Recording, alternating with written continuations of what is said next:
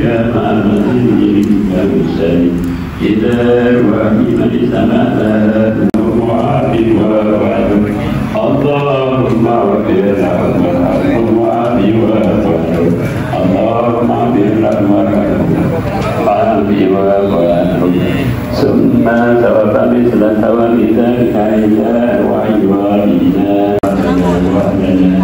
وأولادنا كل شيء أعطيتنا اللهم اجعلنا وإياهم فيك.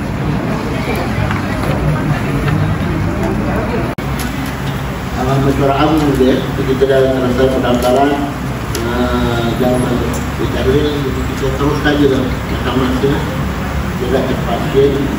Mesyuarat Agung kita teruskan. Jadi sebelum tu masih hidup dan dapat duit tak? Yang dapat duit ahli keluarga kita, waris kita menolong untuk menguruskan jenazah kita. Yang mana sekarang ni hampir 1000 lebih untuk urus kematian. Jadi sekali lagi kita mengucapkan pada semua ahli khairat kepada ribuan jutaan terima kasih. Keuangan berakhir 31 Disember 2024 dari pukul 6. Lepas tu kunci kira-kira di buku surat 7.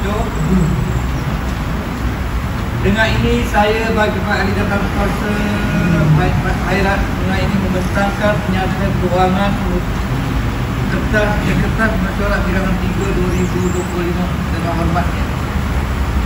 Saya sokong sebelah suara. Dia siapa nak? Nama. Jolia binti Boyamin. Tuan Haji Yusof bin Haji Arif. Naib Pengurusi Tuan Haji Abdul Hamid Daimah Puna ada tak? Penolong Setiausaha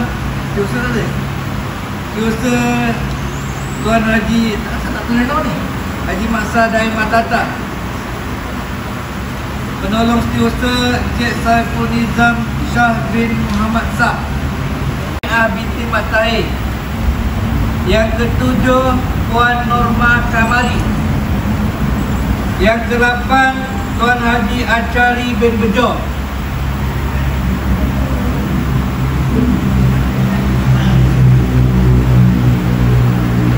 Pemeriksa Syahidah binti Matsah dan Puan Rubiah binti Ali. Dengan ini saya mencadangkan kalau dia jalan atau dia sakit, ya. Jalan. Dia selalu mengeluh, tolonglah cari orang ganti dia. Betul. Silalah ajar siapa? Yang kedua Madinah Sah. Ketiga Mak Yunus Rakasa. Yang keempat Tuan Haji Sarudin Ismail. Bangun Tuan Haji, dah nak kenal. Apa-apa lagi ada apa-apa lagi. Yang ke-5 yang ke-8 Tuan Haji Acari bin Bejo.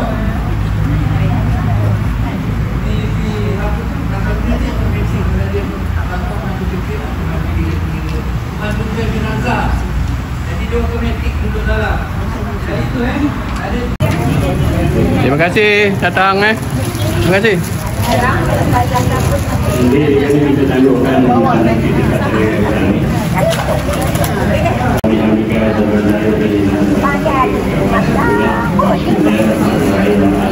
nanti kalau dah tak ada payah.